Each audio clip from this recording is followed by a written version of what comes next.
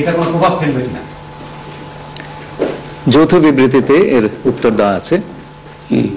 সংস্কার এবং বিচার দুই বিষয়ে পর্যাপ্ত অগ্রগতি কথা বলা হয়েছে এবং আমরা মোটামুটি কনফিডেন্ট যে এই অগ্রগতি আমরা নির্বাচন আগেই দেখতে পাবো। সম্পন্ন করা যাবে। রাজনৈতিক দল এনসিপি নির্বাচন কমিশন সংস্কার ছাড়া নির্বাচনে যাবে না বলে ঘোষণা করেছে।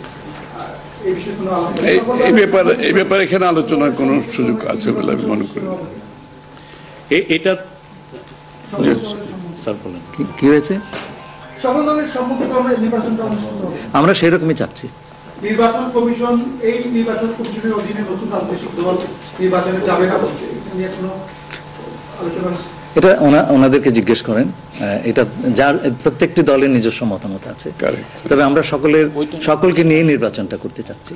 আচ্ছা, তাহলে কি আমরা বলতে পারি যে এপ্রিলে যে ঘোষিত যে নির্বাচনের রূপরেখা, সেখান থেকে সরকার কিছুটা সরে আসতে চাচ্ছে বা আসবে?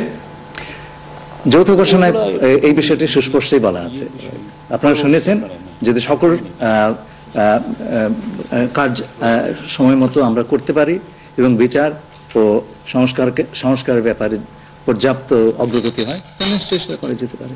এখানে আমি একটু অ্যাড করি যে ইয়ের সাথে, যে মিটিংটা প্রথমে আমাদের দুই সাইডের ডেলিগেশনের সাথে হয়েছে এবং পরবর্তীতে 1 to 1 ওনারা দুজনে দীর্ঘ সময় আলোচনা করেছেন।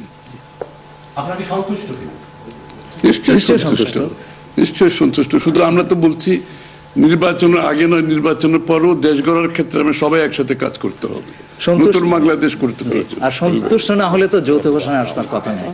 এখন যে বিচার প্রক্রিয়া চলছে বিগত সরকারের বিভিন্ন, আপনি একবার কোশ্চেন করেছেন প্লিজ। না আরেকটা লাস্ট কোশ্চেন নিব, লাস্ট একটা কোশ্চেন নিব। জি, জাতীয় ঐক্যমত্যের সরকার গঠনের বিষয়ে কোনো আলোচনা হয়েছে কি? না, এটা তো নির্বাচন পরবর্তী সিদ্ধান্ত, যারা নির্বাচিত হবে তাদের সিদ্ধান্ত, সুতরাং এখানে তো আলোচনা হওয়ার কিছু নাই। Thank you.